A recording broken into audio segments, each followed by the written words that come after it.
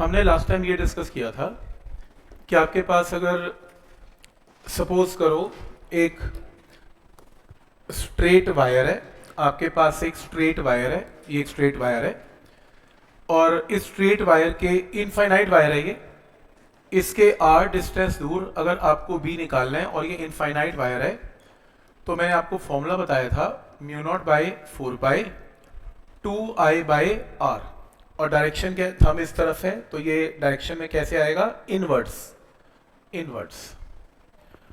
और मैंने आपको ये भी बताया था कि अगर आपके पास ये वायर स्ट्रेट नहीं है, आपके पास ये जो वायर है ये सर्कुलर वायर है, तो सर्कुलर वायर के सेंटर के ऊपर बी का formula mu not by 4 pi 2 pi I by R और डायरेक्शन के लिए राइट हैंड से करंट को ऐसे घुमाएंगे तो बी कैसे आएगा, बोर्ड के इनसाइड। क्या ये स्टेप यहां तक क्लियर है? ठीक हो गया। अगर ये आर्क है तो ये डिस्कस हुआ था, अगर ये आर्क है और आर्क ने एंगल कितना सबटेंड किया यहां पर, थीटा, तो आर्क की वजह से बी का formula mu not by 4 pi theta I by R. Direction वही है, 4 फिंगर करंट के साथ तो बी इनसाइड, सेम रूल है। तो हमने सर्कल का फॉर्मूला सीखा, हमने आर का सीखा और अगर ये सेमी सर्कल है तो mu not by 4 pi pi I by R इसका फॉर्मूला है। इसके बेस पे हमने कुछ क्वेश्चन ये ट्राई किए थे। इन क्वेश्चन में जैसे ये क्वेश्चन है, इस क्वेश्चन को ध्यान से देखो, इस क्योंकि हमने अभी तक या तो स्ट्रेट वायर सीखा या हमने सर्कल, सेमी सर्कल या आर्क सीखा। तो इसके अंदर कोई कहता है जी इसका सीधा फॉर्मूला लगाओ, नहीं इसका सीधा फॉर्मूला लग नहीं सकता, तो आप इसको तोड़ लो हिस्सों में। कैसे? ये पहला हिस्सा है, फर्स्ट वायर है, ये आपकी आर्क है और ये आपकी सेकेंड वायर है, थर्ड वायर है। तो ये पहली वायर स्ट्रेट है, फिर आर्क है, फिर स्ट्रेट है। तो ये रूल किया था कि अगर आपका पॉइंट इसके वायर के एक्सिस के ऊपर लाई करता है, अगर आपका पॉइंट इस वायर के एक्सिस के ऊपर लाई करता है तो बी की वैल्यू इस पे क्या होगी, 0। और ऐसे अगर ये वायर के एक्सिस पे लाई करता है तो बी की वैल्यू इसके ऊपर भी क्या होगी, 0। तो इसका मतलब ये दो वायर्स ओ पॉइंट पर बी में कंट्रीब्यूट नहीं करेंगे। नेक्स्ट क्या है, ये आर्क है, ये आर्क सेंटर पे क्या एंगल सबटेंड करेगा, अगर ये पाई बाय 2 तो ये क्या बनेगा, 3 पाई बाय 2। तो बी का फॉर्मूला इसमें क्या बनेगा, mu not by 4 pi theta I by R में 3 pi by 2 into current I divided by R. तो बी का formula mu not by 4 pi theta I by R. तो ये फॉर्मूला आ गया। डायरेक्शन बोलो इसकी, ये कर्व वायर है, 4 फिंगर करंट के साथ, राइट हैंड 4 फिंगर करंट के साथ, तो बी कैसे आएगा, बोर्ड के इनसाइड। तो बोर्ड के इनसाइड को कैसे लिखा जाता है, क्रॉस लिखा जा सकता है आंसर। तो पॉइंट समझ में आ रहा है यहां तक? तो इसका आंसर किस में आएगा, क्रॉस में आएगा। क्रॉस का मतलब बोर्ड के इनसाइड है। ठीक है यहां तक? नेक्स्ट रूल है, तो 2 वायर्स का तो 0 हो गया, थर्ड वायर का हमने निकाल दिया। नेक्स्ट जो रूल है,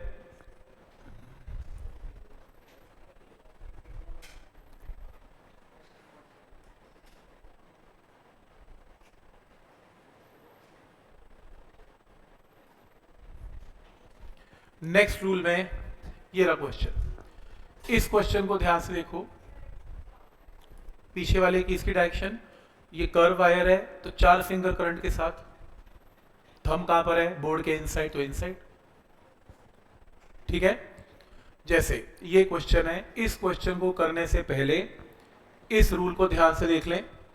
अगर आपके पास एक इनफाइनाइट वायर है, इनफाइनाइट वायर यहां पे आके रुक गई और आपको भी कहां निकालना है, यहां निकालना है। मैंने शायद लास्ट टाइम भी इसको डिस्कस किया था। वो ये कि अगर आपकी वायर थोड़ी सी भी आगे होती ऐसे, तो मैं O के साथ इसका एंगल लेता कितना, 5 और ये वाला एंगल क्या हो जाता, 90। इन्फिनिटी का एंगल तो 90 है, बात ही खत्म है। पर प्रॉब्लम ये है कि ये वायर यहीं खत्म हो गई, तो 5 क्या हो गया, इसका मतलब 5 क्या हो गया, 0। तो पॉइंट क्लियर है यहां तक? तो इसलिए बी का फॉर्मूला यहां पर क्या बनेगा, mu not by 4 pi I divided by A. एक एंगल यहां पर क्या हो गया, 0 और एक एंगल यहां पर क्या हो गया, 90। रादर ये फिगर और इस फिगर में तो कोई फर्क ही नहीं है। देखो इसमें कोई फर्क ही नहीं है, देखो ये आई करंट है और यहाँ पे अगर मुझे ए डिस्टेंस पे बी निकालना है तो सेम फॉर्मूला है, क्योंकि अगर ये वायर नीचे जाती फिर मैं एंगल लेता, नीचे गई नहीं तो एंगल क्या लिया जाएगा, एक एंगल क्या होगा इसमें 0 बनेगा ही नहीं, और एक एंगल क्या हो जाएगा इसमें π/2 बनेगा। क्या है पॉइंट यहाँ तक क्लियर है? एक एंगल 0 बनेगा, एक एंगल π/2 बनेगा। तो करें स्टार्ट, ये रूल लगाना आ गया। अब मेरी इस फिगर के अंदर ये रहा, ये एंगल 0, एक एंगल 90, ये समझ में आ रहा है? बस ये बताएं। तो इसमें कुछ नहीं, अगर ये वायर आगे जाती तो एंगल बनता है सेंटर पे, नहीं बनता तो 0 कर देंगे और क्या करेंगे। तो अगर कोई पॉइंट वायर के बिल्कुल एंड पॉइंट के साथ होता है तो एंगल, एक एंगल हमेशा क्या बनता है, 0 ही बनता है। तो स्टेप क्लियर है, करें शुरू। क्वेश्चन ये है, देखो क्वेश्चन में ये वायर है, फिर ये सेमी सर्कल में, सर्कल नहीं सेमी सर्कल में। मैंने सर्कल क्यों नहीं बोला? मैंने सर्कल इसलिए बोला नहीं क्योंकि सर्कल में करंट एक तरफ होता है, सेमी सर्कल इसलिए क्योंकि एक में करंट ऐसे आ रहा है, एक में करंट ऐसे आ रहा है, तो करंट डिवाइड हो गया। तो अगर आपका आई करंट आ रहा है 5 एम्पियर, तो आधा करंट इधर जाएगा, आधा करंट इधर चला गया, क्योंकि लेंथ बराबर है, सिमेट्री है, और फिर टोटल करंट 5 एम्पियर इधर हो गया। क्या ये पॉइंट यहां तक क्लियर है? कोई डाउट है इसमें? तो इसके अंदर ये 5 एम्पियर करंट गया, इस 5 एम्पियर करंट में ये करंट कितना है, 5/2 एम्पियर है, ये करंट कितना है, 5/2 एम्पियर है, आधा आधा चला गया। कुल मिला के कितने पोर्शन में इस पूरे फिगर को ब्रेक करेंगे? कितनी वायर्स हैं? 3, 4 की 2, 4। First wire, second wire, third wire और फोर्थ वायर। सर्कल मत बोलना, सर्कल तब बोलना जब करंट एक ही तरफ है, या क्लॉकवाइज या एंटी क्लॉकवाइज, आधा आता है तो मेरी 2 फिगर्स हैं। तो शुरू करें, स्टार्ट करते हैं। लो बी का फॉर्मूला शुरू करो। बी का जो फॉर्मूला है, ठीक है, बी का जो फॉर्मूला है फर्स्ट वायर से शुरू करते हैं। तो बी का फॉर्मूला फर्स्ट वायर का μ0/4π, μ0/4π। फर्स्ट वायर का इंफिनिटी से लेके यहां पे खत्म करनी है फर्स्ट वायर, आगे मत लेके जाना, क्योंकि आगे तो सेमी सर्कल का फॉर्मूला लगेगा। तो फर्स्ट वायर है, फर्स्ट वायर का यहां पे बी निकालना है, तो बोलो एक एंगल, करंट क्या है 5 डिवाइडेड बाय, मान लो रेडियस इसका r है, 5/r, बोलो एक एंगल कितना है 0, और एक एंगल कितना है 90। क्या है स्टेप क्लियर है? सेम फिगर है ये, इस फिगर में और इस फिगर में कोई फर्क थोड़ी ना है। तो इसका रेडियस r है, तो एक एंगल क्या है 0, एक एंगल क्या है 90। क्या स्टेप यहां तक क्लियर है? नेक्स्ट है semi circle, B2। Semi circle में μ0/4π, pi into I divided by R, क्योंकि सेमी सर्कल में एंगल क्या बनाना है, पाई बनाना है। B2 भी क्लियर है, डायरेक्शन बाद में डिस्कस करते हैं, वैल्यू लिख लें पहले। नेक्स्ट है B3, बोलो B3 की वैल्यू क्या आएगी, μ0/4π। इसके अंदर भी क्या है, सेमी सर्कल है, सेमी सर्कल है तो pi into I divided by again R. तो स्टेप क्लियर है, स्ट्रेट वायर है, सेमी सर्कल है, सेमी सर्कल है, फिर एक बार स्ट्रेट वायर है, बोलो B4।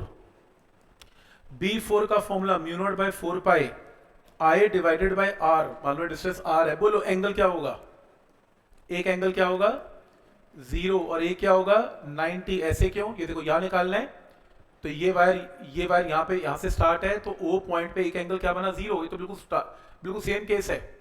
तो एक एंगल क्या बना 0 और इन्फिनिटी के बेस एक एंगल क्या बना 90। तो जो केस ऊपर है वही केस नीचे, अगर ऊपर का एक एंगल 0 और 90, इसका भी 0 और 90। ये स्टेप समझ में आ रहा है यहां तक? कोई डाउट है इसमें? ठीक है, तो B1, B2, B3, B4 की वैल्यूज आ गई हमारे पास। आई 5 आएगा, 5 आई 5 है यहाँ पे, 6.5 तो आई यहाँ पर 5 एम्पियर है। ठीक है, डायरेक्शन की बात करें, डायरेक्शन में बताओ फर्स्ट वायर की डायरेक्शन B की O पॉइंट पर क्या होगी, बोलो इनवर्ड आउटवर्ड कैसी होगी? आउटवर्ड होगी।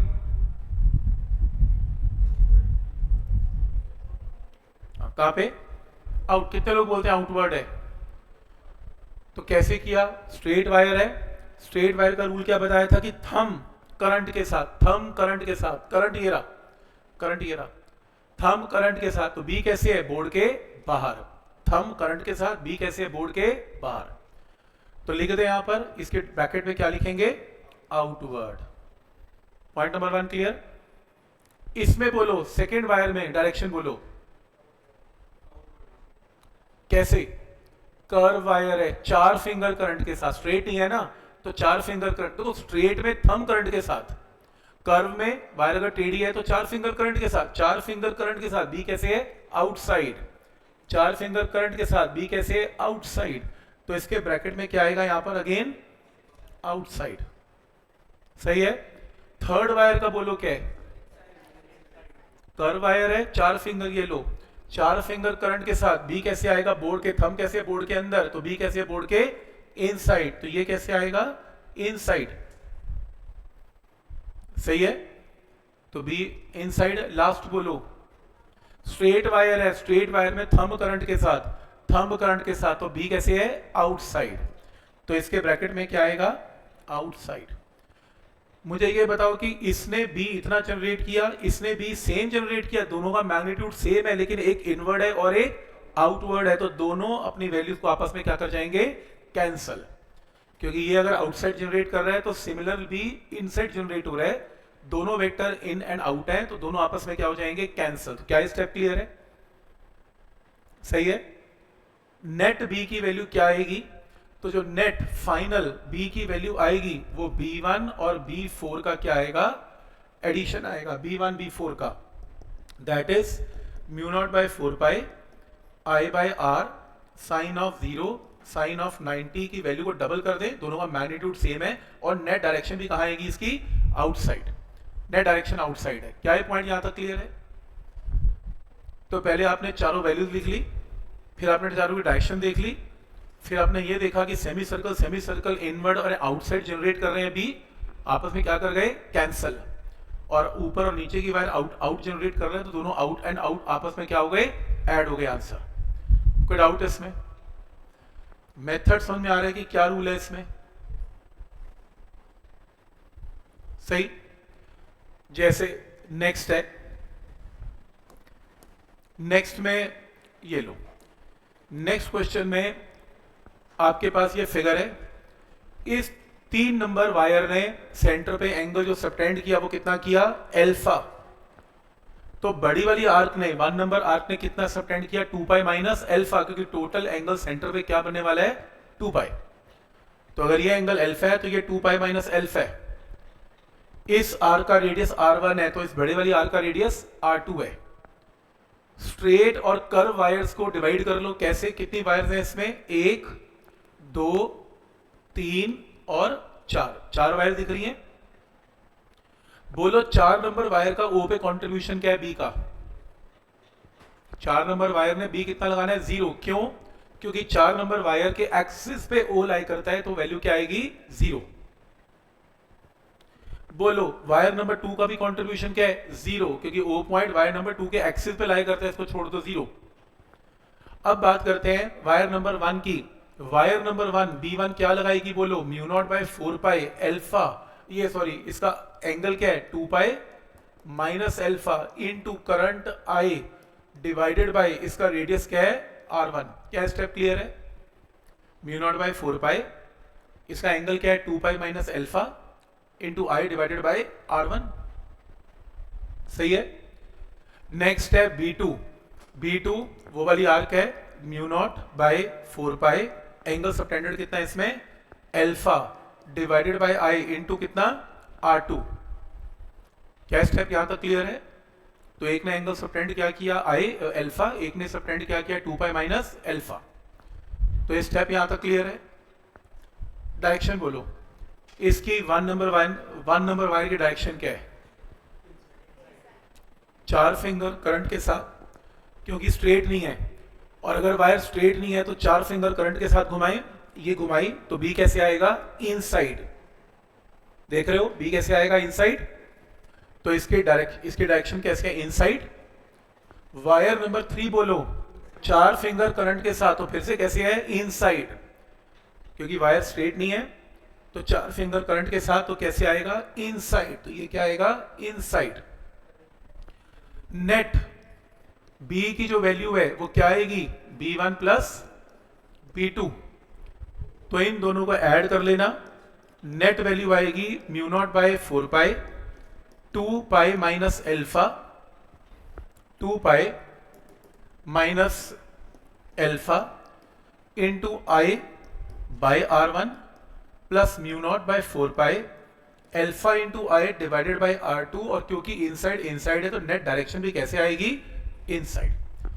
कई बुक्स इनसाइड लिखती हैं, कई बुक्स इसको क्रॉस लिखती हैं, क्रॉस का मतलब इनसाइड है, और कई बुक्स इसको माइनस के कैप लिखती हैं, क्योंकि डायरेक्शन अगर बाहर है तो के कैप होती है और अंदर है तो माइनस के कैप है। अगर तो ऑब्जेक्टिव है, इन एंड आउट तो कोई नहीं लिखता, इन एंड आउट तो मैं ही लिखता हूं, इन एंड आउट नहीं लिखता, डॉट या क्रॉस में ऑप्शन दिखेगी या के कैप और माइनस के कैप में दिखेगी। तो समझ में आ रहा है यहां तक, तो के कैप और माइनस के कैप में आंसर निकाल लेना। समझ में आ रहा है यहां तक कैसे करना है इस क्वेश्चन को, कोई डाउट है इसमें, क्लियर है?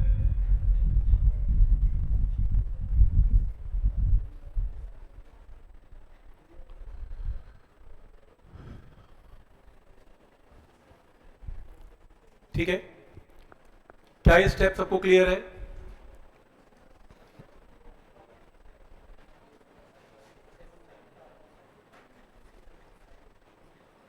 ठीक है, नेक्स्ट है, ये फिगर है, ये फिगर दो हिस्सों में डिवाइड करनी पड़ेगी, क्योंकि पहला हिस्सा क्या है, स्ट्रेट है, दूसरा हिस्सा क्या है, कर्व है। तो जो स्ट्रेट है ये इनफाइनाइट वायर नहीं है, ध्यान आगे प्लीज, ये इनफाइनाइट वायर नहीं है, ये फाइनाइट वायर है। फाइनाइट वायर के क्या ढूंढे जाते हैं यहाँ पर, एंगल। टोटल एंगल अगर 90 है तो आधा आधा एंगल कितने हैं, 45 एंड 45। तो सबसे पहला काम, इस वायर नंबर 1, ये वायर नंबर 2, वायर नंबर 1 का बी निकाल लेते हैं। बोलो, mu not by 4 pi, current मान लो इसमें आई है, आई डिवाइडेड बाय क्या होगा, ए। अब ए क्या चीज है, ए का मतलब है इस पॉइंट का इस वायर से परपेंडिकुलर डिस्टेंस। स्ट्रेट वायर में हमेशा क्या लिया जाता है, परपेंडिकुलर डिस्टेंस, और परपेंडिकुलर डिस्टेंस कितना है, ए, लेकिन वो हमें क्वेश्चन में गिवन नहीं है। प्रॉब्लम है ये मैंने खुद एज्यूम किया, हमें तो ये क्या गिवन है, आर गिवन है, हमें तो ये आर गिवन है, देख रहे हो, हमें आर गिवन है। ए हम निकाल लेंगे कैसे, इस राइट एंगल ट्राइंगल में बोलो cos 45 किसके इक्वल है, ए डिवाइडेड बाय आर। तो ए की वैल्यू क्या आएगी, आर इंटू कॉस ऑफ 45। क्या स्टेप यहां तक क्लियर है? ए मुझे गिवन नहीं है और मुझे चाहिए क्या, परपेंडिकुलर डिस्टेंस, मुझे टेढ़ा डिस्टेंस गिवन है आर। तो ए और आर की ज्योमेट्री लगा के मैंने ए बाय आर कॉस थीटा से ए की वैल्यू को निकाल लिया। ये स्टेप क्लियर है यहां तक, कोई डाउट इसमें? ठीक है, अब शुरू करें इसमें।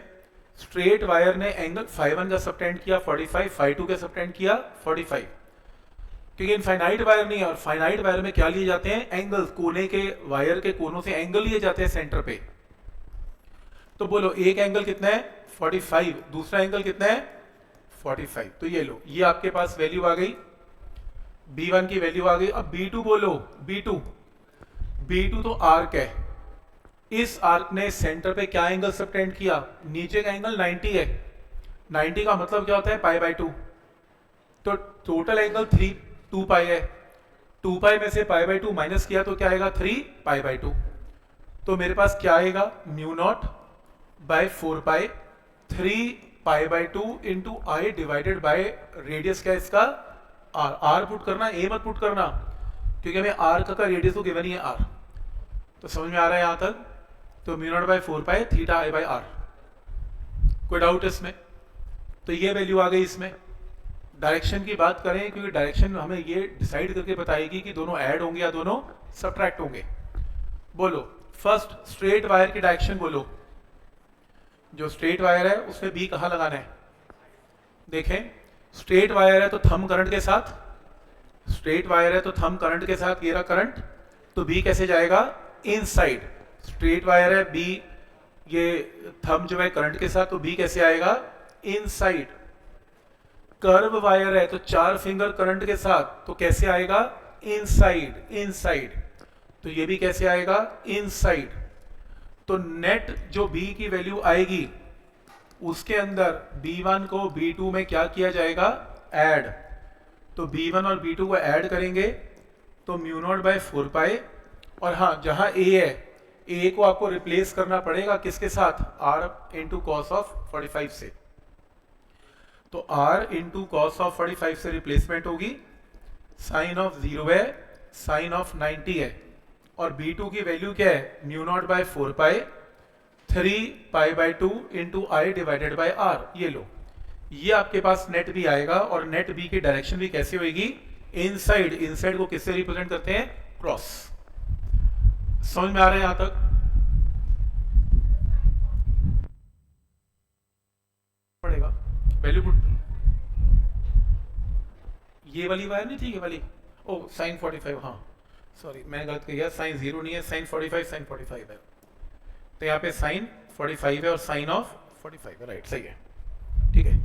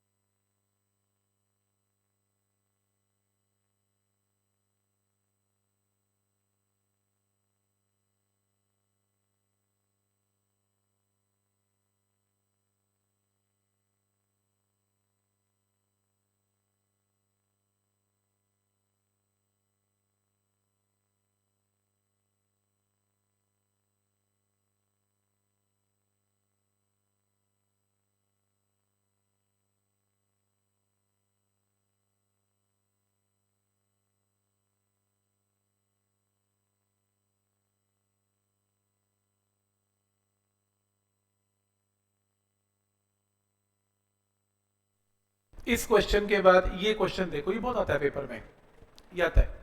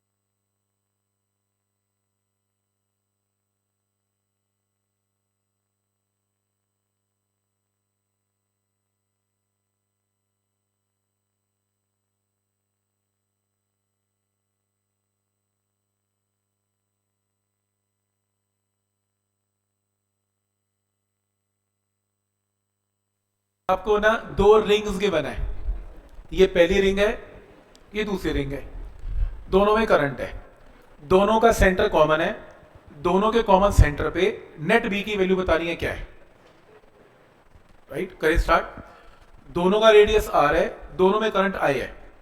ध्यान से देखना, अगर मैं फर्स्ट रिंग लूं जो ये रिंग है, इस प्लेन में ऐसी रिंग है, ये एक एक करके ये रिंग है, इसमें करंट कैसे है? ऐसे जा रहा है, ऐसे जा रहा है करंट, देख रहे हो, फिगर में से निकाल ली, करंट ऐसे जा रहा है। अगर करंट ऐसे जा रहा है तो B की वैल्यू सेंटर पे फॉर्मूला आता है आपको, B is mu not by 4 pi 2 pi I by R. Direction बोलो, करंट ऐसे जा रहा है, थंब कैसे जाएगा? ऊपर, तो डायरेक्शन कैसे होगी? ऊपर। तो समझ में आ रहा है जो P नंबर की रिंग है उसमें BP कहां पर है? वेक्टर ऊपर, और वैल्यू कितनी है सर्कल की? Mu not by 4 pi 2 pi I by R. एक वेक्टर आ गया। दूसरा, अब इस रिंग को बाहर निकालो, इस प्लेन में ये रिंग, इसमें करंट कैसे आ रहा है? बोर्ड के बाहर ऐसे जा रहा है, ये लो ऐसे जा रहा है। अगर ऐसे जा रहा है तो 4 फिंगर घुमाए ऐसे, तो B कैसे आएगा? इस तरफ।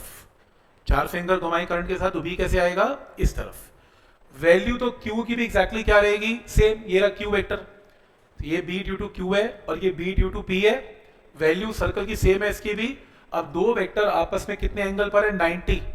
तो parallelogram law of vector addition से जो नेट वेक्टर आएगा उसकी वैल्यू क्या होगी, BP square plus BQ square. तो दोनों का वेक्टर सम लेंगे, BP square BQ square, BP और बीक्यू की वैल्यू पता है, सॉल्व करके आंसर है।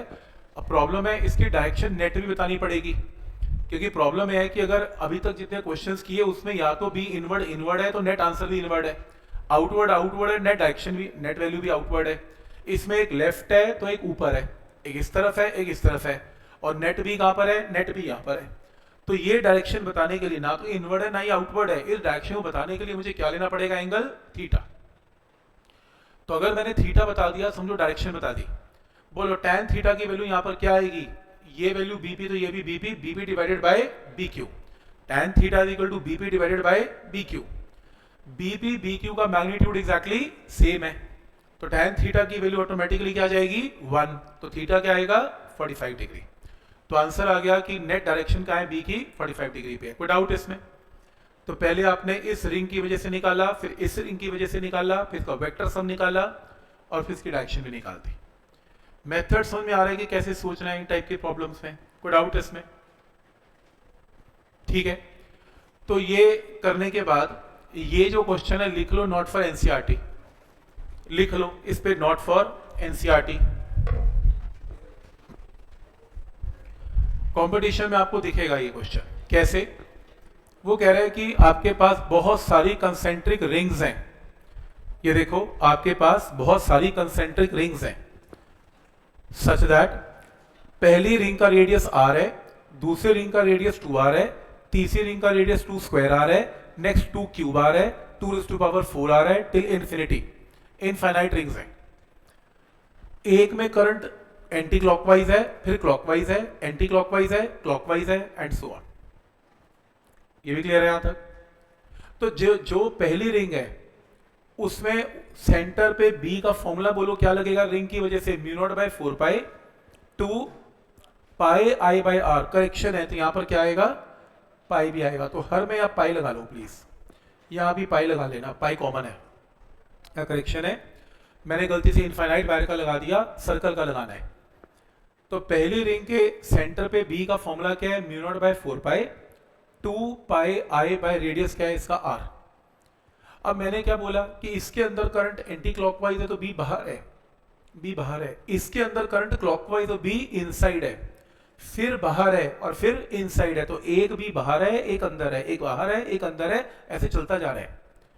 जो बाहर है वो के कैप है, जो अंदर है वो माइनस के कैप है, बाहर है के कैप है, अंदर माइनस के कैप है। तो जो एक वेक्टर बाहर आएगा एक अंदर आएगा तो दोनों आपस में क्या होंगे, सबट्रैक्ट होंगे। तो आपने नोट किया होगा जब मैंने पहली रिंग की वैल्यू लिखी mu not by 4 pi 2 pi I by R तो वो पॉजिटिव ली, लेकिन जब मैंने अगला बी लिया वो ऑटोमेटिकली मैंने क्या लिया, नेगेटिव लिया, क्योंकि एक वेक्टर बाहर है एक अंदर है, तो बाहर के लिए पॉजिटिव अंदर के लिए क्या लगेगा, नेगेटिव। दो वैल्यूज आपस में सबट्रैक्ट होंगी। तो सेकंड रिंग में क्या चेंज है, mu not by 4 pi 2 pi I bye 2r, क्योंकि रेडियस सेकंड वायर का कितना है 2r। तीसरी वायर पॉजिटिव होगी क्योंकि b बाहर आएगा, mu not by 4 pi 2 pi I bye next radius क्या है 2 स्क्वायर r, और ऐसे चलता जाएगा टिल इन्फिनिटी। तो क्या ये पॉइंट यहां तक क्लियर है? हर रिंग का b लिया, positive negative positive negative positive negative, और r की वैल्यू को मैं चेंज करता जा रहा हूं। अब यहां से सब कुछ कॉमन निकाल लिया, mu naught 4 pi 2 pi I R सब कॉमन, तो ये क्या बचेगा, ये पूरी की पूरी टर्म बाहर आ गई, तो इसकी जगह क्या बचेगा 1, यहां सब कॉमन आएगा तो क्या बचेगा 2, यहां सब कॉमन आएगा तो क्या बचेगा 2 की पावर 2, नेक्स्ट क्या आएगा 2 की पावर 3 2 की power 4 and so on till infinity. Medical के लोग देख लें, नॉन मेडिकल को पता लग चुका है। ये सीक्वेंस देखे पता लग रहा है कि किसी भी सेकेंड टर्म को फर्स्ट से डिवाइड करे तो रेशियो क्या आ रही है -12, इस टर्म को इससे डिवाइड करे रेशियो क्या आ रही है -12, किन्हीं भी दो टर्म को डिवाइड करने रेशियो -12 आ रही है। ऐसी टर्म को क्या बोलते हैं मैथ्स में, जीपी। और इनफाइनाइट जीपी निकालने का एक फॉर्मूला होता है a डिवाइडेड बाय 1 -r।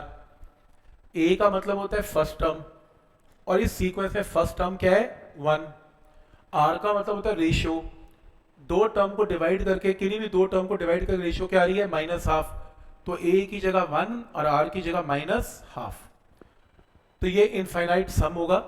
तो ये देखो चेक करो, इनफाइनाइट का सम क्या है, यहाँ पाई लगा लेना हर जगह, ये पाई है ये पाई है, तो a divided by 1 minus R, इसे सिंप्लीफाई करेंगे, ये नेट आंसर आएगा। तो ऑब्जेक्टिव क्वेश्चन आएगा, ये not for NCERT, school level बिल्कुल नहीं आएंगे, पर आपका आंसर क्या आएगा ये बात समझ में आ रही है, आपका आंसर इस फॉर्म में आने वाला है। तो क्या ये पॉइंट यहां तक क्लियर है?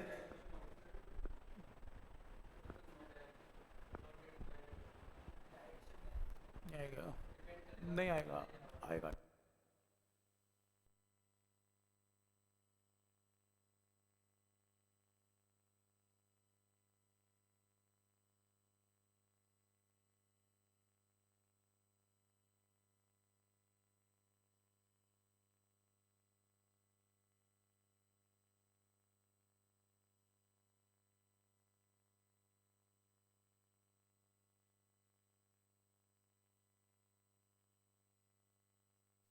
नहीं मिलेगा तो फिर ये एनसीईआरटी की प्रॉब्लम है, ये आती है। इसमें आ जाता है ये क्यूब का क्वेश्चन। क्या है क्यूब का क्वेश्चन, देख लो। अगर आपके पास ये करंट है, करंट क्यूब में डिस्ट्रीब्यूट हो गया यूनिफॉर्मली हर जगह, क्योंकि क्यूब है तो करंट हर जगह डिस्ट्रीब्यूट हो रहा है, और ये आई करंट बाहर निकल गया। आपको इसके सेंटर पे सभी करंट कैरिंग वायर की वजह नेट बी बताने क्या होगा। तो इसके सेंटर पे क्या बताना है, नेट बी की वैल्यू क्या होगी, ये क्वेश्चन है। अब ये करने के लिए क्या करेंगे, अब इमेजिन करें, आप दो दो करके इमेजिन करें, ध्यान से देखना। मैंने पहली वायर ये ले ली, ये ली, और दूसरी वायर बिल्कुल डायगोनली ऑपोजिट लेनी है। जैसे ये रूम है, क्यूब है, अगर एक वायर वो कोना लिया आपने तो दूसरा फिर वो कोना जाएगा, अगर एक कोना ये लिया आपने फिर वो सामने कोना जाएगा, मतलब बिल्कुल डायगोनल ऑपोजिट लेना है। तो इमेजिन करो कि अगर ये वायर है, और क्योंकि बी की वैल्यू हर वायर की सेम रहेगी सेंटर पे, क्योंकि इमेजिन करो ये रूम है और रूम के सेंटर पे अगर आपको बी निकालना है तो हर वायर से डिस्टेंस एग्जैक्टली सबका सेम है। तो जितनी दूरी यहां से यहां की है उतनी दूरी यहां से यहां की आएगी, तो डायगोनली ऑपोजिट वायर्स का डिस्टेंस सेम आएगा। तो वैल्यू इसकी और इसकी सेम आएगी। डायरेक्शन देख लें, ये करंट ऊपर है और वायर स्ट्रेट है, तो ये करंट ऊपर है तो बी कैसे आएगा, इनसाइड। लेकिन इस वायर में भी करंट ऊपर है, थंब देखो ऊपर है, तो इसके ऊपर बी कैसे आएगा, आउटसाइड। तो अगर ये भी इनसाइड जनरेट करेगा तो ये भी आउटसाइड करेगा, और दोनों का मैग्नीट्यूड एग्जैक्टली सेम, तो ये दोनों आपस में क्या कर जाएंगे, एक दूसरे को कैंसल। तो बी और बी क्या हो गया, कैंसल। सही है यहां तक, क्योंकि ये कैसे जनरेट करेगा, इनसाइड, और ये कैसे जनरेट करेगा, आउटसाइड। थंब देखो आउटसाइड। फिर ऐसे ये ले लो, एक ये ले लो और एक ये ले लो, डायगोनल देना है, सेम वैल्यू जनरेट होगी। लेकिन इसकी वजह से बोलो क्या होगा, अगर करंट ऐसे जा रहा है, अगर करंट ऐसे जा रहा है तो पॉइंट नीचे है, तो कैसे जनरेट होगा, इनसाइड। देख रहे हो थंब इधर है, इनसाइड, और इसकी वजह से कैसे होगा, आउटसाइड। फिर ये दो वैल्यूज भी क्या हो जाएंगी, कैंसिल। तो मुझे बाई सिमेट्री पता लग रहा है कि ये इसे कैंसिल करेगा, ये इसे कैंसिल करेगा, ये इसे कैंसिल करेगा, और ये इसे कैंसिल करेगा, और ये इसे कैंसिल करेगा, तो नेट आंसर क्या आएगा, 0। तो आप सीधा मार्क कर देना, आपका आंसर नेट 0 आएगा। तो समझ में आ रहा है यहां तक। तो क्यूब के केस में आपका नेट आंसर सेंटर पे क्या आने वाला है, 0। इसमें से सेम डायगोनल में सेम रहती है ना, हाँ तभी तो डायगोनल लिया, वैसे सेम नहीं रहती। इसमें सेम रहेगी, इसमें सेम रहेगी, ऐसे है, तो ऐसे है। ठीक समझ में आ रहा है यहां तक। जैसे ये फिर से पी वाई क्यू आया हुआ है, इस क्वेश्चन को एक बार देखिए क्या क्वेश्चन है। नॉट फॉर एनसीईआरटी लिख लेना, ऐसे भी नॉट फॉर एनसीईआरटी।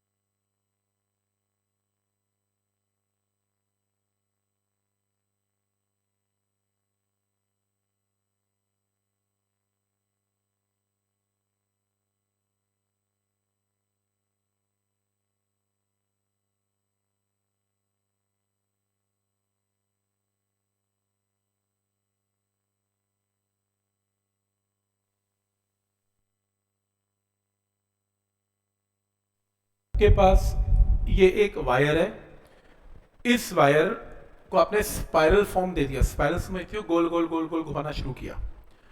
जो पहला स्पाइरल, रिंग्स की तरह जो पहला स्पाइरल बना उसका अंदर का रेडियस क्या है, ए, और ये जो वायर एंड में रुकी इसका एंड का रेडियस क्या है, बी। तो ए से लेके बी तक आपके ये स्पाइरल घूमते गए।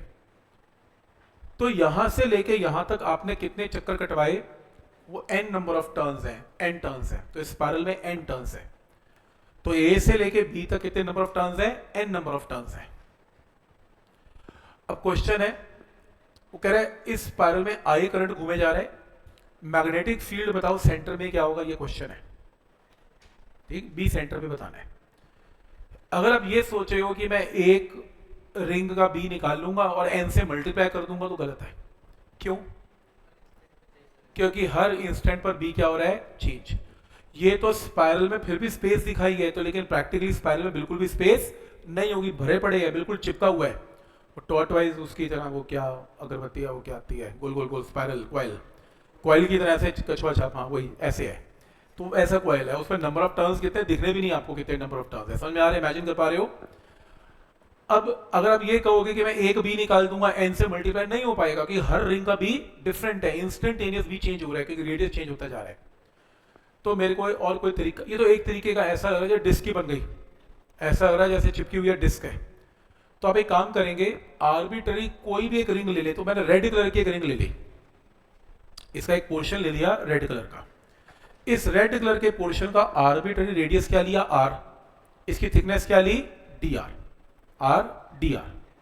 तो अगर मैं ये पूछूं इस रेड कलर के पोर्शन के अंदर कितने टर्न्स हैं, या आपको कैलकुलेट करने पड़ेंगे। देखो ऐसा है, ये मत बोलना कि एक ही टर्न है, मैंने एक पूरी स्ट्रिप ली है, पट्टी ली है पूरी, और कुछ थिकनेस भी है उसकी, डी आर थिकनेस है, तो अंदर नंबर ऑफ टर्न्स चलेंगे, क्योंकि मोटी है थोड़ी सी, लाल कलर की बनी छोटी है, वो थोड़ी सी मोटी है, इसमें नंबर ऑफ टर्न्स जा रहे हैं। कितने नंबर ऑफ टर्न्स है इसके अंदर छुपे हुए, ये कैलकुलेट कर लेते हैं। अगर ये बताओ कि यहां से यहां तक का डिस्टेंस लिया जाए, तो यहां का डिस्टेंस क्या है, बी माइनस ए, क्योंकि आउटर डिस्टेंस बी है, इनर डिस्टेंस बी है, यहां से यहां कितने, बी माइनस ए, और बी माइनस ए में नंबर ऑफ टर्न्स कितने हैं, एन।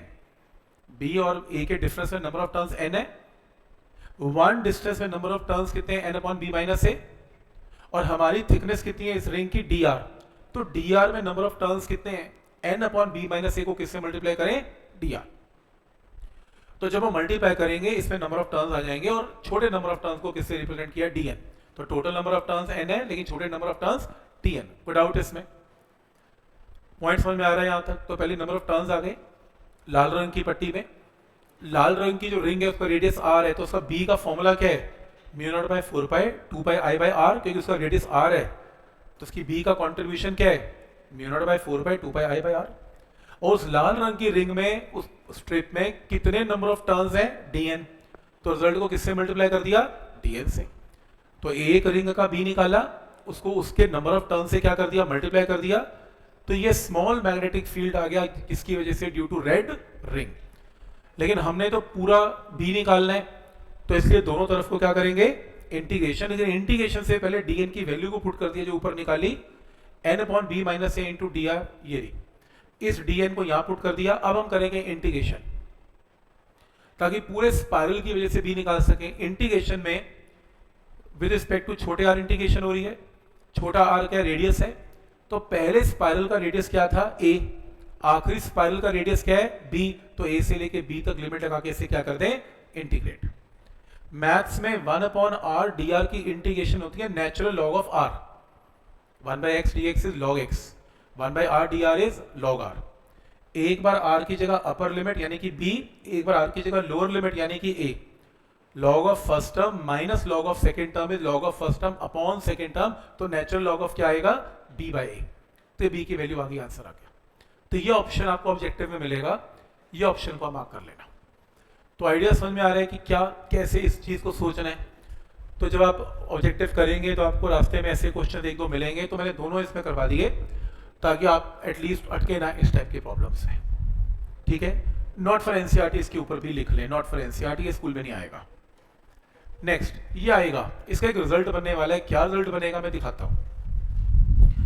अगले टाइप की प्रॉब्लम ऐसी आएगी कि आपके पास एक रिंग है, एक रिंग में से इस पॉइंट से करंट एंट्री कर रहा है आई, करंट जो एंटर कर रहा है वो कितना एंटर कर रहा है यहाँ पर आई, और एग्जिट कहां से कर रहा है, यहां से कर रहा है आई, यहां से एंटर कर रहा है, यहां से एग्जिट कर रहा है। करंट डिवाइड हो रहा है क्योंकि ये पूरा रिंग दो हिस्सों में टूट गया, एक ऊपर वाला हिस्सा है, एक नीचे वाला हिस्सा है। ऊपर वाली आर्क बड़ी है, नीचे वाली आर्क छोटी है। ऊपर की जो आर्क है उसकी लेंथ उसकी आर्क क्या है L2, नीचे वाली आर्क क्या है L1। तो ऑब्वियस है करंट इक्वल डिवाइड तो होगा नहीं, इक्वल तब डिवाइड होता है जब रास्ता दोनों का बराबर होता। तो यहां से करंट कितना चला गया I2, यहां से करंट कितना आ गया I1। इस छोटी आर्क ने सेंटर पे एंगल क्या सबटेंड किया, θ1। तो बड़ी वाली आर्क ने सेंटर पे क्या एंगल सबटेंड किया, θ2, θ1 θ2। मुझे कोई ये बताएगा, इलेक्ट्रिसिटी का क्वेश्चन पूछ रहा हूं, ये दोनों आर्क्स किस में कनेक्टेड है, इन पैरेलल, राइट। तो ये दोनों पैरेलल में, राइट। मेरा दूसरा क्वेश्चन, जो करंट आया इसमें I2 गया, इसमें I1 गया, I2 बढ़ा है कि I1 बढ़ा है, वैसे पूछ रहा हूं, I1 क्या I2, I1 बढ़ा है, बोलो I1 बढ़ा है कि I2 बढ़ा है।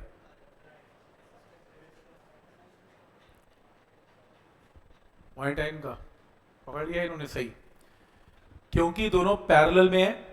पैरेलल में V की वैल्यू विल रिमेन सेम। मान लो इसकी रेजिस्टेंस R2 है, इसकी रेजिस्टेंस R1 है, पोटेंशियल डिफरेंस कितना है I1 into R1, potential difference कितना है I2 इंटू R2। लेकिन V पोटेंशियल डिफरेंस दोनों का एग्जैक्टली क्या होगा, सेम, क्योंकि V सेम है, पैरेलल है।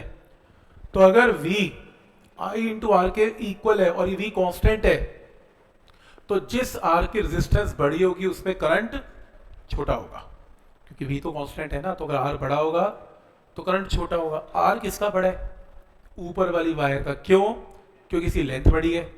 रेजिस्टेंस डिपेंड्स अपॉन लेंथ, जितनी बड़ी लेंथ है उतनी बड़ी रेजिस्टेंस है, उतना छोटा करंट है। जितनी छोटी वायर है, लेंथ छोटी है, रेजिस्टेंस छोटी है, करंट बड़ा है। तो इसमें करंट बड़ा है, इसमें करंट छोटा है। पहला रूल क्लियर है। तो मैंने ये मान लिया कि इस आर्क ने एंगल θ1 सबटेंड किया, इस आर्क ने एंगल θ2 सबटेंड किया। तो इस आर्क के अंदर I1 करंट है, रेडियस इसका आर्क है R है। तो इसने B कितना लगाया, आर्क का फॉर्मूला आपको आता है μ0/4 θ1 I1/R, क्योंकि इसका एंगल कितना है θ1, इसमें करंट कितना है I1, तो θ1 I1/R। ऐसी इस आर्क का करंट क्या है I2, रेडियस है R, करंट है I2। तो इस आर्क ने सेंटर पे एंगल क्या सबटेंड किया, θ2। तो B का फॉर्मूला क्या होगा, μ0/4 θ2 I2/R। तो एक आर्क ने ये भी जनरेट किया, एक आर्क ने ये भी जनरेट किया। डायरेक्शन भी बता दें प्लीज साथ के साथ। नीचे वाली आर्क ने B की डायरेक्शन कहां प्रोड्यूस की, ये वायर स्ट्रेट नहीं है, कर्व है, तो 4 फिंगर करंट के साथ कैसे, आउटसाइड। और इसने कैसे जनरेट की, ऐसे, तो कैसे, इनसाइड। तो मैं ये बोल सकता हूं कि इसकी वजह से डायरेक्शन लिख लो यहां पर आउटसाइड है, और इसकी वजह से डायरेक्शन कैसे है, इनवर्ड्स है। एक आउटवर्ड है और एक इनवर्ड है। क्या ये पॉइंट यहां तक क्लियर है, एक आउटवर्ड है और एक इनवर्ड है। तो एक बात तो पक्की है, दोनों भी आपस में ऐड नहीं होंगे, दोनों भी आपस में सब्ट्रैक्ट होंगे, क्योंकि एक वैल्यू एक अंदर है एक बाहर है। तो दोनों वैल्यू ऐड नहीं होगी, दोनों वैल्यूज क्या होंगी, इसमें सब्ट्रैक्ट होंगी। ठीक है, नेक्स्ट है, अब दोनों वैल्यूज सब्ट्रैक्ट होंगी। अब पॉइंट नोट करने वाला ये है इसमें कि क्योंकि दोनों वैल्यूज सब्ट्रैक्ट होंगी, तो इसके अंदर जो नेक्स्ट पॉइंट है इसको ऐसे देखते हैं, ऐसे देखते हैं, इस सेक्टर में angle is arc by radius, तो θ1 इज L1/R। क्रॉस मल्टीप्लाई करके L1 की वैल्यू क्या आएगी, θ1 इंटू R। इसके अंदर θ2 is equal to L2 divided by R, तो θ2 इज इक्वल टू L2/R, तो वहां से L2 आ जाएगा। तो चलो यही से करते हैं, θ1 पहले यहां से शुरू करते हैं, θ1 is equal to L1 divided by R। तो क्रॉस मल्टीप्लाई करके L1 की वैल्यू आ गई, L1 आ गया। रेजिस्टेंस क्या है नीचे वाली वायर की, R1। रेजिस्टेंस का फॉर्मूला हमने क्या किया था, ρl by area of cross section है। क्योंकि इसके अंदर L1 किसके इक्वल है, θ1 इंटू R, तो मैंने इसको यहां पुट कर लिया, तो क्या आ गया, रेजिस्टेंस की वैल्यू आ गई। सिमिलरली अगर ऊपर वाली वायर की बात करें तो ऊपर वाली वायर की रेजिस्टेंस R2 है, एंगल θ1 की जगह θ2 है, और बाकी एवरीथिंग इज सेम। तो मैंने एक चीज नोट की, तो रेजिस्टेंस किस पे डिपेंड करता है? एंगल θ1 पे, और ये रेजिस्टेंस किस पे डिपेंड करती है? एंगल θ2 पे। क्या स्टेप क्लियर है यहां तक? और वैसे भी अगर ये नहीं करना तो एक लाइन में वैसे भी पता है कि अगर एंगल छोटा है तो लेंथ छोटी है, लेंथ छोटी है तो रेजिस्टेंस छोटी है। सीधा बोल दो, रेजिस्टेंस एंगल पे डिपेंडेंट है। अगर एंगल बड़ा है तो लेंथ बड़ी है, आर्क बड़ी है, आर्क बड़ी है तो रेजिस्टेंस बड़ी है। तो यानी कि सीधा बोल सकते हो इसकी रेजिस्टेंस θ2 पे प्रोपोर्शनल है, इसकी रेजिस्टेंस θ1 के प्रोपोर्शनल है। वही किया मैंने, देखो ये रहा। क्लियर है यहां तक? और लास्ट स्टेप है, इसके अंदर जो फर्स्ट वैल्यू आई थी उसके अंदर μ0/4π मैंने क्या बताया? θ1 किसके प्रोपोर्शनल है? R1। तो मैं यहां पर क्या पुट कर रहा हूं? R1। θ1 अभी डिस्कस किया, R के प्रोपोर्शनल रेजिस्टेंस पुट कर दी। और ऐसे नीचे वाले रिजल्ट के अंदर भी μ0/4π θ2 किसके प्रोपोर्शनल है? R2 into I2 divided by R। लेकिन मैंने क्या कहा? दोनों आर्क में V की वैल्यू रिमेन सेम। इसमें पोटेंशियल डिफरेंस कितना है? I1 R1, इसमें कितना है? I2 R2। तो ये वाला फैक्टर दोनों का एग्जैक्टली क्या आने वाला है? Same. I into R is V। अब इसका मतलब मैग्नीट्यूड V1 V2 का एग्जैक्टली क्या आ गया? सेम। तो चाहे वो लेंथ डिफरेंट है तो भी मैग्नीट्यूड तो B का सेम आ गया। और अगर मैग्नीट्यूड सेम आ गया और एक इनवर्ड आ गया, एक आउटसाइड आ गया, दोनों वैल्यूज आपस में क्या हो जाएगी? कैंसल। नेट वैल्यू क्या आएगी इसकी? 0। तो आज के बाद ये करने की जरूरत नहीं है, सीधा शॉर्टकट मारेंगे। आज के बाद सीधा रिजल्ट आ गया इसमें कि अगर आपके पास ये डायग्राम अगर क्वेश्चन में मेंशन्ड हो, ये रहा, तो ये लो, यहां से ऐसे डायग्राम क्वेश्चन में ऐसे गिवन होगा, ऐसे वो पूछेगा नेट वैल्यू बी की, बोलो क्या है? सोचने मत बैठ जाना कि करंट यहाँ पे डिफरेंट है, यहाँ पे डिफरेंट, तो बी डिफरेंट होगा। बिल्कुल भी डिफरेंट होगा, लेकिन मैग्नीट्यूड ऑफ बी दोनों में क्या आएगा? Exactly same. और एक वैल्यू इनसाइड होगी, एक आउटसाइड आएगी, तो नेट वैल्यू सेंटर पे क्या आएगी? 0। तो शॉर्टकट सीधा याद रखना है और सीधा मार्क कर देना, नेट वैल्यू क्या आएगी इसमें? 0। वो एक्सप्लेनेशन तो सिर्फ समझाने के लिए थी ऐसा क्यों 0। सीधा ऑब्जेक्टिव क्वेश्चन आएगा और सीधा अपने एंड में आंसर 0 मार्क करना है। इसके अंदर मैंने ये बताया कि यहां तक क्लियर है ये वाला। मैंने बस सिंपली एक चीज कही, इनसाइड है आउटसाइड है। मैंने ये कहा कि μ0/4π θ1 is proportional to R1 and θ2 proportional to R2, ऐसे। ठीक है, ऐसे। I इंटू आर क्या होता है? V। तो ये V, ये भी V, पोटेंशियल डिफरेंस दोनों में एग्जैक्टली सेम है, तो ये तो वैल्यू सेम होगी ना, बाकी वैल्यू भी सेम है, तो मैग्नीट्यूड V1 V2 का एग्जैक्टली सेम है। चेंज हुआ नहीं ना, क्योंकि ये वाला फैक्टर भी सेम है, ये वाला फैक्टर भी सेम है, ये वाला फैक्टर, तो यानी कि V1 V2 के इक्वल है। और अगर V1 V2 के इक्वल है और एक इनसाइड है एक आउटसाइड है, net answer 0। They will cancel each other. बस प्रॉब्लम ये है कि कई लोग कंफ्यूज हो जाते हैं कि एक आर्क बड़ा है एक छोटा है, उनको लगता है कि एक बी बड़ा होगा एक बी छोटा होगा। ऐसा नहीं होगा, क्योंकि जो थीटा है, क्योंकि जो जिसमें एंगल बड़ा आएगा उसमें करंट छोटा जाएगा, और जिसमें करंट छोटा जाएगा उसमें एंगल बड़ा आएगा, तो प्रोडक्ट इन दोनों का क्या रहेगा? सेम। ऐसा है। तो आइडिया समझ में आ रहा है? आपने सीधा आंसर क्या मार्क कर देना है? 0। नेक्स्ट,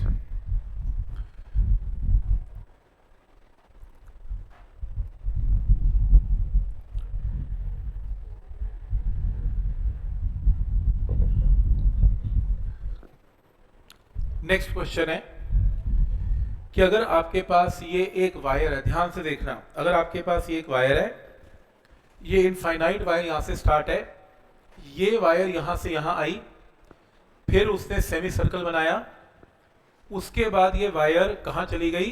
बोर्ड के बाहर आ गई। ध्यान से, ये जो वायर है बोर्ड के ऊपर नहीं है, ये वायर कहां पर है? बोर्ड के बाहर है, इनफाइनाइट तक। ऐसे, ये फिगर ऐसी है, ऐसे ऐसे और ऐसे, मतलब ऐसे ऐसे और ऐसे, ये ऐसे है फिगर।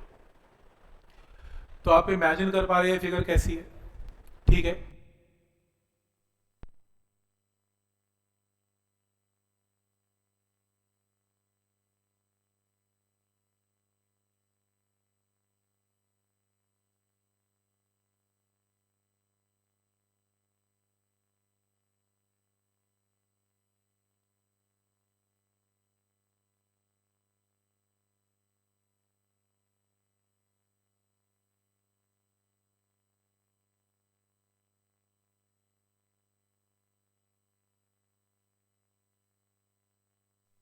करो, ठीक है। नेक्स्ट देखो, शुरू करते हैं। अब सबसे पहले ये रिजल्ट हम ऑलरेडी कर चुके हैं और इसके अंदर ये भी मेंशन्ड है कि जो एक्सिस है राइट की तरफ वो वाई एक्सिस है और बोर्ड के बाहर जो एक्सिस आ रहा है इस तरफ उसका नाम क्या है, एक्स एक्सिस है। ये देखो जरूरी है। तो ये एक्सिस कौन सा है, एक्स एक्सिस है। वायर ऐसे बाहर आ रही है, एक्स एक्सिस। ये एक्स है, ये वाई है और ये जेड है।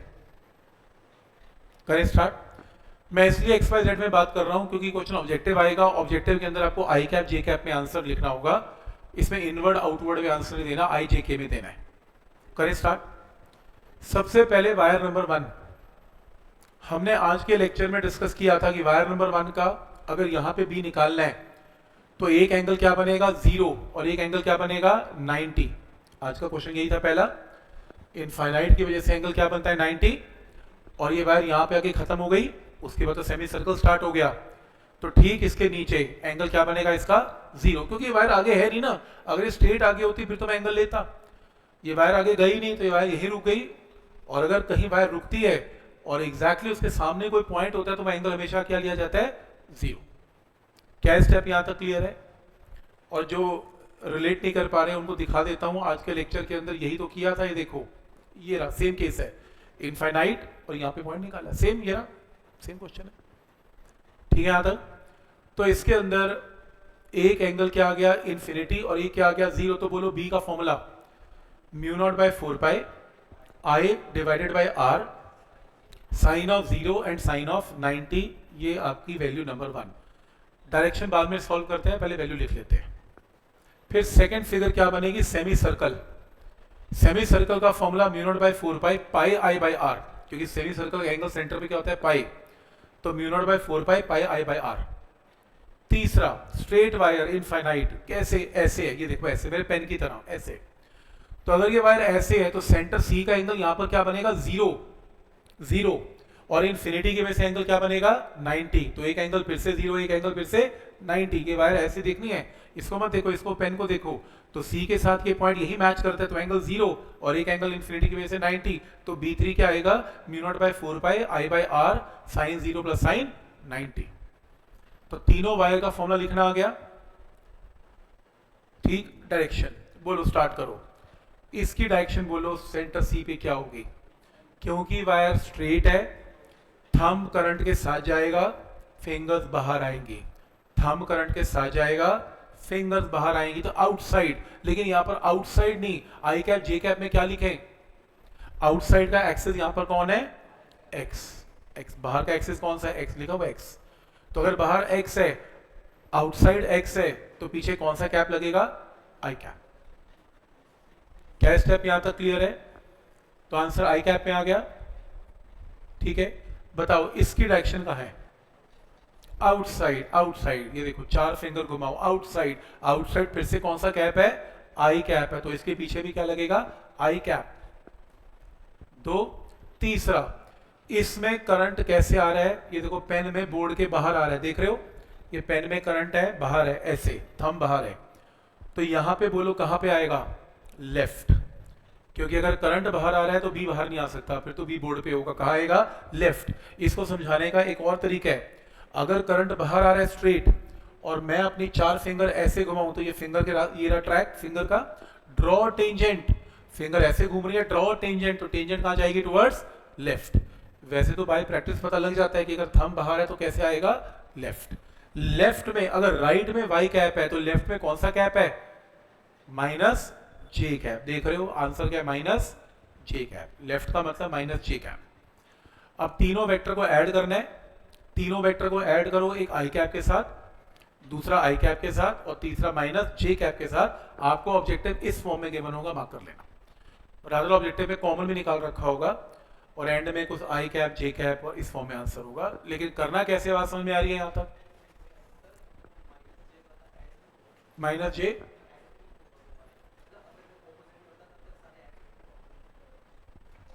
अगर आप आई कैप जे कैप कर रहे हैं, वेक्टर सम है ना, वेक्टर का सम क्या कहता है, जैसे एक 3 आई कैप है, एक 4 जे कैप है, ऐड कर दो। एक 4 आई कैप है, एक माइनस 3 जे कैप है, तो 4 आई कैप माइनस 3 जे कैप आंसर है। वो हमारी भी टेंशन नहीं है। फिर इसमें हमारी ये टेंशन नहीं है कि प्लस करना है माइनस करना है, हमने ऐड ही करना है। विद साइंस पुट कर देना, अपने आंसर आ जाएगा। क्योंकि आई कैप और माइनस जे कैप इटसेल्फ क्या बता रही है हमें, डायरेक्शन ऑफ वेक्टर ही तो बता रही है। क्लियर है यहाँ तक? तो डायरेक्शन ऑफ वेक्टर बताया जा रहा है इसमें। तो आपने इसमें कुछ ये नहीं सोचना कि अंदर है बाहर है, कुछ नहीं है, एज इट इज आंसर लिख देना, डन। समझ में आ रहा है यहाँ तक कि आई कैप माइनस जे कैप में कैसे काम करना है इसमें? राइट होता तो जे कैप होता, वो इसलिए क्योंकि इसने डिफाइन किया राइट वाई है, वाई का मतलब जे कैप है, तो लेफ्ट क्या हुआ, माइनस जे कैप, वो डिफाइन करेगा। उसके डायग्राम देख के मेंशन करना पड़ेगा कि कौन सा कैप कहाँ पर आएगा। अगर कुछ नहीं है तो फिर ये एक्स है, ये वाई है और ये जेड है, फिर तो स्टैंडर्ड है ना। फिर ये एक्स है, ये वाई है और ये जेड है, फिर तो खत्म।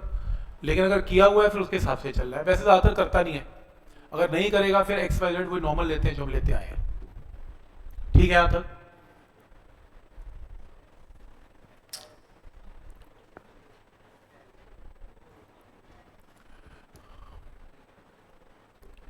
आपको एक शीट दिया मैंने, प्रिंट आउट दिया इस शीट का, देखो मिला हुआ है, इस शीट का प्रिंट आउट मिला होगा, मिला हुआ है ना?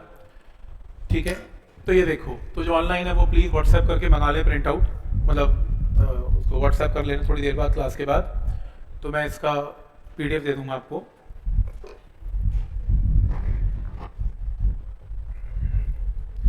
कुछ क्वेश्चंस ऐसे हैं, बड़ा स्टैंडर्ड प्रॉब्लम है, बहुत बार आता है पेपर में, बहुत ही बार। आप जरा इस क्वेश्चन को एक बार ट्राई करना, जरा क्या क्वेश्चन है, ट्राई कर लें क्या क्वेश्चन है।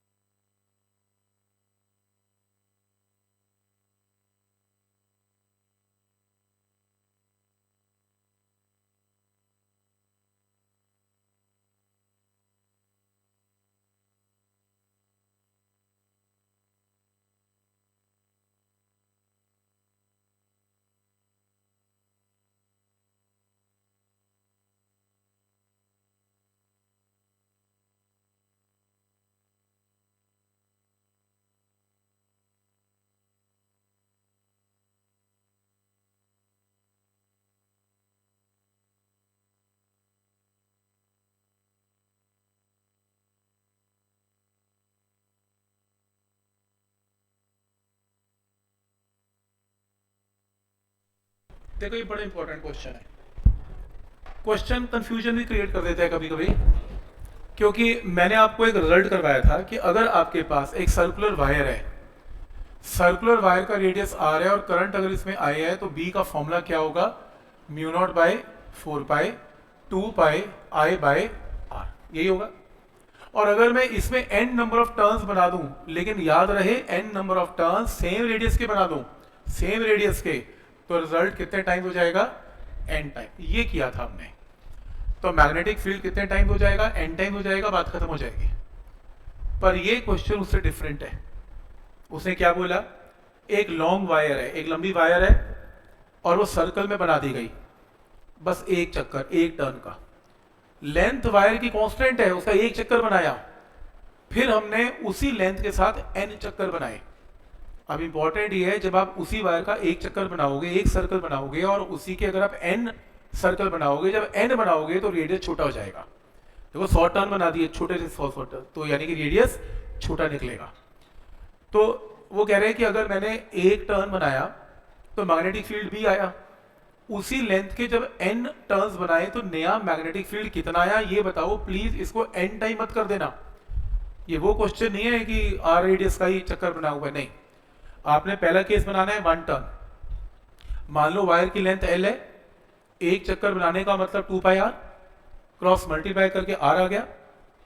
एक टर्न के सेंटर पे b का फॉर्मूला लिख लिया, r को, ये पूरी की पूरी r की वैल्यू को नीचे पुट कर लिया, इक्वेशन नंबर 1, ठीक। फिर वो कहते हैं एक काम करते हैं, अब n टर्न्स बनाते हैं। जब n टर्न्स बनाएंगे, लेंथ तो l सेम है, n टर्न्स बनाने में रेडियस कॉम्प्रोमाइज होगा, r की जगह r डैश हो गया, तो नंबर ऑफ टर्न्स n हो गए और रेडियस r डैश हो गया। तो यहां से r डैश की वैल्यू निकाल ली। b का फॉर्मूला इसमें क्या आएगा, mu not by 4 pi 2 pi I bye r dash. लेकिन क्योंकि हमने n टर्न्स बनाए तो इस रिजल्ट को n से आपको मल्टीप्लाई करना पड़ेगा। r डैश की वैल्यू ऊपर से नीचे पुट कर ली है पूरी की पूरी, n डिनोमिनेटर में था, इसको रेसिप्रोकल ऊपर ले जाओ तो n क्या बन जाएगा, n का स्क्वायर बन गया। ध्यान से देखो, ये पूरी की पूरी वैल्यू b है, ये देखो ये पूरी की पूरी वैल्यू b है, आपका रिजल्ट क्या बन गया, n स्क्वायर भी बन गया। इंपॉर्टेंट है, लिख लो फॉर्मूला रजिस्टर में या हाईलाइट कर लो इसको अपने असाइनमेंट में, कि अगर आपकी l लेंथ की वायर अगर एक टर्न बनाती है, मैग्नेटिक फील्ड v है, अगर वही वायर n टर्न्स बनाती है तो आपका मैग्नेटिक फील्ड कितने टाइम होगा, n स्क्वायर टाइम्स होगा। ये नोट कर लो, इंपॉर्टेंट है। और सीधा आज के बाद ये असाइनमेंट में बहुत यूज होगा, मैं आंसर सीधा बोलूंगा n स्क्वायर। वो न्यूमेरिकल देगा, ऑब्जेक्टिव देगा कि आपके पास l लेंथ की वायर है, आपने एक टर्न बनाया, फिर आपने उसके 3 टर्न बना दिए, तो नया मैग्नेटिक फील्ड क्या होगा, 3 का square into B, 9 times B हो जाएगा, 9 टाइम बी होगा। तो ये रिजल्ट सीधा लगेगा 9, 3 का स्क्वायर 4, कितने नंबर ऑफ टर्न देगा उसकी मर्जी है। तो स्टेप समझ में आ रहे हैं यहां तक।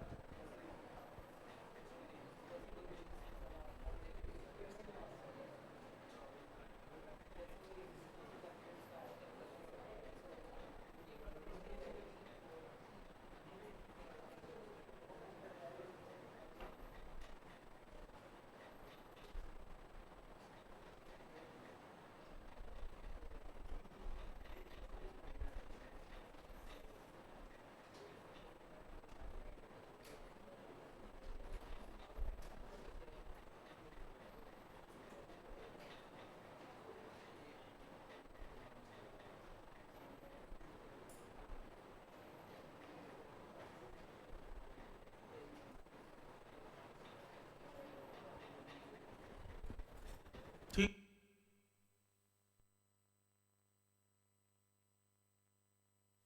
ना आपको ऑब्जेक्टिव में ऐसा गिवन होगा, वैसे आया तो नहीं है पर फिर भी किसी ऑब्जेक्टिव से लिया हुआ है मैंने। Wire carrying a current of I is in the shape of a plane curve where R is a function of theta. तो ये मैथ थोड़े समझते हैं, फंक्शन ऑफ थीटा। तो बेसिकली वो कह रहे हैं प्लेन, प्लेन का मतलब ये बोर्ड एक प्लेन है, उसमें एक आर्क ले ली, ये देखो ये आर्क ले ली, आर्क में करंट क्या कर दिया, आई कर दिया, और उसे सेंटर पे एंगल क्या बना दिया, डी थीटा बना दिया। तो पोलर कोऑर्डिनेट्स मैथ्स वालों को पता है कि ये मेडिकल में तो शायद ना भी आए। मैग्नेटिक फील्ड पोल पे क्या है, तो इसके सेंटर पे बी क्या है, तो आप सिंपल कुछ ना करें, इसमें ये आर्क है और डी थीटा एंगल है, और मैंने डी थीटा इसलिए लिया क्योंकि मेरे को ऑब्जेक्टिव में दिख रहा है, ऑप्शन में दिख रहा है कि डी थीटा के साथ काम चल रहा है। इसका मतलब पहला एलिमेंट मेरे को, पहला छोटा एंगल मेरे को डी थीटा लेना पड़ेगा।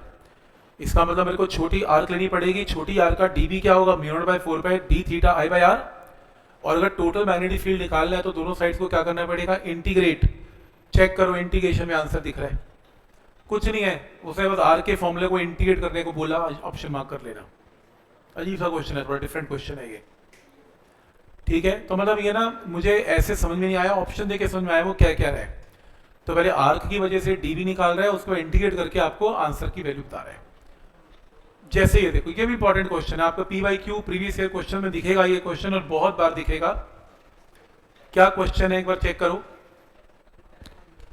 क्वेश्चन है, एक फोटोग्राफिक रिकॉर्ड है, एक फोटोग्राफ रिकॉर्ड है, वो पुराने गाने सुनते थे ना जो ऐसा, या कोई फोटोग्राफ का रिकॉर्ड है, गोल कोई भी डिस्क है, छोड़ो अब डिस्क है, एक डिस्क है जिसका रेडियस कैपिटल आर है और इसके ऊपर charge capital Q uniformly distributed है।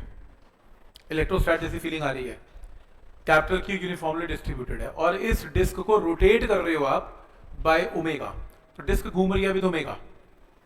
कह रहा है कि सेंटर पे, डिस्क के सेंटर पे बी कितना जनरेट हुआ ये बताओ, डिस्क के सेंटर पे बी बताओ। डिस्क का बी निकालने का मेरे पास कोई फॉर्मूला नहीं है, तो मेरे को क्या करना पड़ेगा, डिस्क किससे बनी हुई है, रिंग से। रिंग का फॉर्मूला है, अगर मैं एक रिंग का बी बता दूं डीबी, सारी रिंग्स को इंटीग्रेट करके टोटल मैग्नेटिक फील्ड भी आ जाएगा। तो अब एक काम करें, आप इसमें एक डिस्क लें, डिस्क के ऊपर चार्ज क्यू है, डिस्क का रेडियस कैपिटल आर है, आप उसमें से एक रिंग ले लें जिसका रेडियस कुछ भी स्मॉल आर है। डिस्क का रेडियस कैपिटल आर है, आपके रिंग का रेडियस छोटा आर है, रिंग के ऊपर चार्ज ये पेंसिल की फॉर्म में डिस्ट्रीब्यूटेड है कितना, D Q. Total charge Q है, तो रिंग के ऊपर चार्ज कितना है, डी क्यू, और रिंग की थिकनेस कितनी है, डी आर। रिंग के ऊपर कितना चार्ज है पहले वो निकाल लें। रिंग का चार्ज इलेक्ट्रोस्टैट्स में बहुत निकाला हमने, कैसे, अगर टोटल डिस्क है और चार्ज डिस्क पे एरिया वाइज डिस्ट्रीब्यूटेड होता है पाई आर स्क्वायर, अगर टोटल एरिया इतना है डिस्क का तो चार्ज कितना है, क्यू। अगर वन एरिया है तो चार्ज कितना है, Q divided by pi R square. और अगर इसका एरिया कैसे निकलेगा, शेडेड, सर्कमफ्रेंस इनटू थिकनेस। इसकी सर्कमफ्रेंस कितना है, 2 पाई आर, थिकनेस क्या है, डी आर। तो रिंग का एरिया कैसे निकलता है, शेड का सर्कमफ्रेंस इनटू थिकनेस। तो फिर चार्ज क्या आएगा, Q divided by pi R square into 2 pi R into कितना, डी आर। देख रहे हो ये रहा फॉर्मूला, डी क्यू आ गया। तो सबसे पहला काम एरिया वाइज क्या निकालना, चार्ज निकालना, डी क्यू। तो इस शेडेड एरिया के ऊपर चार्ज कितना है, डी क्यू। कोई डाउट है इसमें, पहला पॉइंट समझ में आ रहा है। तो शेडेड एरिया पे चार्ज क्या है, डी क्यू। नेक्स्ट, कोई ये सोच रहा होगा इसमें करंट तो है ही नहीं, चार्ज है, और बी जो जनरेट होता है वो चार्ज से तो ना जनरेट होता है, बी किससे जनरेट होता है, बी तो करंट से जनरेट होता है। तो कोई बात नहीं, करंट है, क्यों करंट है, रिंग के अंदर कितना चार्ज है, डी क्यू। रिंग घूम रही है विद ओमेगा, और याद करो सर्कुलर मोशन में अगर ओमेगा है तो टाइम पीरियड भी होगा।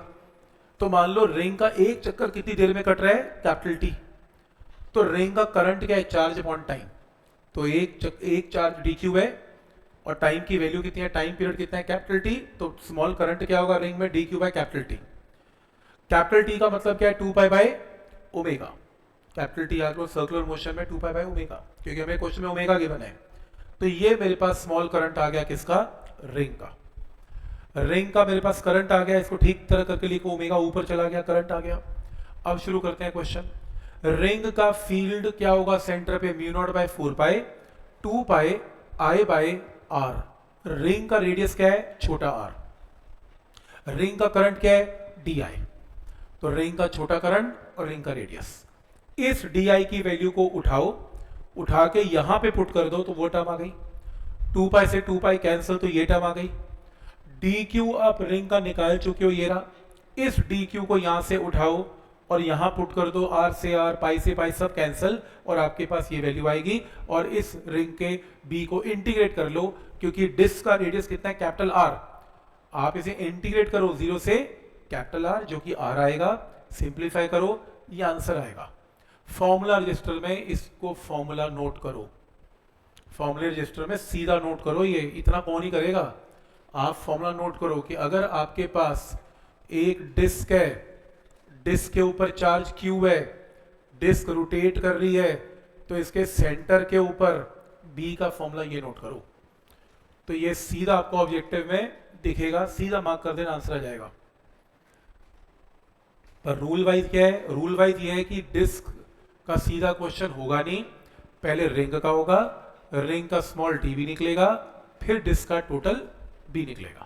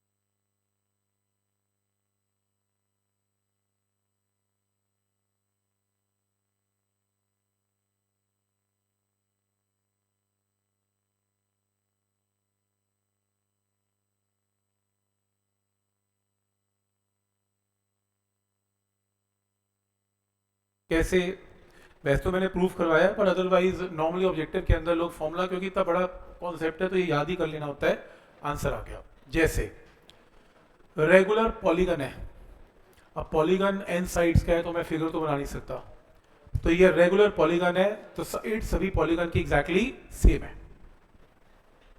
ठीक है। इस पॉलीगन की साइड ए है, करंट आई मूव कर रहा है इसमें। आपको ये पता है कि पॉलीगन जब बनेगा तो उसकी टोटल लेंथ क्या बनेगी, 2 पाई आर बनेगी। पॉलीगन की टोटल जो लेंथ बनेगी वो 2 पाई आर बनेगी। आपको ये बताना है magnetic field induction at the centre of polygon क्या है, तो पॉलीगन पे बी कितना है सेंटर पे, ये बताओ। पॉलीगन की साइड स्ट्रेट है, देख रहे हो सीधी साइड्स हैं, तो हम क्या करेंगे, पहले एक साइड लेंगे, साइड ऑफ पॉलीगन ए है, हम इसका कंट्रीब्यूशन निकालेंगे सी पे क्या है, तो ये देखेंगे कि ये स्ट्रेट वायर है और ये इनफाइनाइट तो बिल्कुल भी नहीं है, इसके सेंटर पे क्या बी कंट्रीब्यूट करेगा, तो इसके लिए मेरे को स्ट्रेट डिस्टेंस लेना पड़ेगा एक्स, क्योंकि अगर आपको स्ट्रेट वायर का फॉर्मूला लगाना है तो आपको परपेंडिकुलर डिस्टेंस लेना पड़ता है, और आपको परपेंडिकुलर डिस्टेंस तो पता नहीं, आपको तो साइड पता है, ए पता है ए, तो अगर आपको ये ए पता है तो आधी साइड क्या बनेगी, a/2। आपको ये एंगल भी नहीं पता तो इमेजिन कर लिया आपने, angle alpha and alpha by symmetry angle same होंगे, φ1 φ2 की जगह अल्फा अल्फा। आपको ये पता है कि अगर x निकालना है राइट एंगल ट्राइंगल में, tan अल्फा किसके इक्वल है, a/2 डिवाइडेड बाय x, तो tan अल्फा a/2/x, तो x की वैल्यू क्या आ गई, a/2 divided by tan alpha, तो यहां से वैल्यू आ गई किसकी, x की। क्लियर है यहां तक। अब अगर आपको साइड ए निकालनी है, आपको तो ए भी नहीं पता साइड, ये भी मैंने खुद एज्यूम की है, आपको पॉलीगन का पूरा पेरीमीटर पता है 2 पाई आर, और आपको पता है कि साइड कितनी है ए, पॉलीगन की कितनी साइड्स है n, तो पहला स्टेप क्या है, टोटल साइड्स क्या होगी n इंटू ए, पेरीमीटर क्या होगा n इंटू ए, और आपको टोटल पेरीमीटर गिवन है 2 पाई आर, तो इसको इक्वेट करके किसकी वैल्यू आ गई, पहले ए की वैल्यू आ गई, तो पहले आपको साइड निकाल लिया आपने, फिर a निकाल लिया, तो चाहो तो a यहां पुट करके x भी आ जाएगा। अब प्रॉब्लम यह है कि आपको एंगल भी नहीं पता, ये भी एंगल मैंने खुद ही एज्यूम किया हुआ है अल्फा एंड अल्फा, पर आपको इतना पता है कि टोटल सेंटर पे एंगल क्या बनता है 2 पाई, तो ये टोटल एंगल क्या बनेगा, n साइड्स हैं तो 2 पाई को किससे डिवाइड करेंगे, n से। तो एक साइड टोटल एंगल क्या बनाएगी, 2 पाई बाई n। पर हमने एंगल आधा आधा लिया हुआ है तो इसको 2 से क्या करना पड़ेगा, डिवाइड। तो अल्फा की वैल्यू क्या आएगी, ये आएगी। तो पहले पूरा एंगल निकाला, पूरा एंगल कैसे निकलेगा, 2 पाई को एक साइड से डिवाइड कर दें, फिर आधा एंगल निकालने के लिए इसको 2 से डिवाइड कर दें। तो देख रहे हो अल्फा की वैल्यू भी आ गई। अब शुरू करेंगे क्वेश्चन। अल्फा अल्फा आ गया, डिस्टेंस x भी आ गया। तो ये वायर सेंटर पे b क्या लगाएगी, mu naught by 4 pi i by x sine alpha plus sine alpha. अब इसकी जो डायरेक्शन होगी वो कैसे होगी, थंब को करंट के साथ कैसे होगी, आउटसाइड। इसकी जो रिजल्ट इसका आएगा वही रिजल्ट इसका आएगा, सिमेट्री है। तो इसकी भी कैसे होगी, आउटसाइड। नेक्स्ट क्या होगी, आउटसाइड। नेक्स्ट क्या होगी, आउटसाइड। सारे भी ऐड हो जाएंगे तो रिजल्ट कितने टाइम्स हो जाएगा, n टाइम्स, क्योंकि सारे n नंबर ऑफ साइड्स है। अब वैल्यू पुट करने की बारी आ गई, 2 इंटू साइन अल्फा। x की वैल्यू हम निकाल चुके हैं, a.2 tan अल्फा पुट कर दी x की जगह, बाकी एज इट इज। इसको सीधा कर लो, tan अल्फा ऊपर चला गया, tan को लिख लो साइन बाई कॉस करके आपके पास ये टर्म आ गई, क्योंकि साइन इंटू साइन क्या, साइन स्क्वायर। और लास्ट में अल्फा की वैल्यू को पुट कर लिया, पाई बाई n, आंसर आ गया। ये तो ऑब्जेक्टिव, देखो ये सारा मैथ है, ये मैथ है। फिजिक्स सिर्फ ये है कि कैसे आपने b को निकाला और ये फिगर कैसे बनाई, ये फिजिक्स है। बाकी सिंप्लीफिकेशन करना मैथ्स का काम है। बट आपको आइडिया समझ में आ रहा है कि कैसे हम मैथ्स की हेल्प से a निकालेंगे, फिर x निकालेंगे, फिर अल्फा निकालेंगे और अपने रिजल्ट में पुट कर देंगे। तो इस तरीके से इस क्वेश्चन को सॉल्व किया जा सकता है।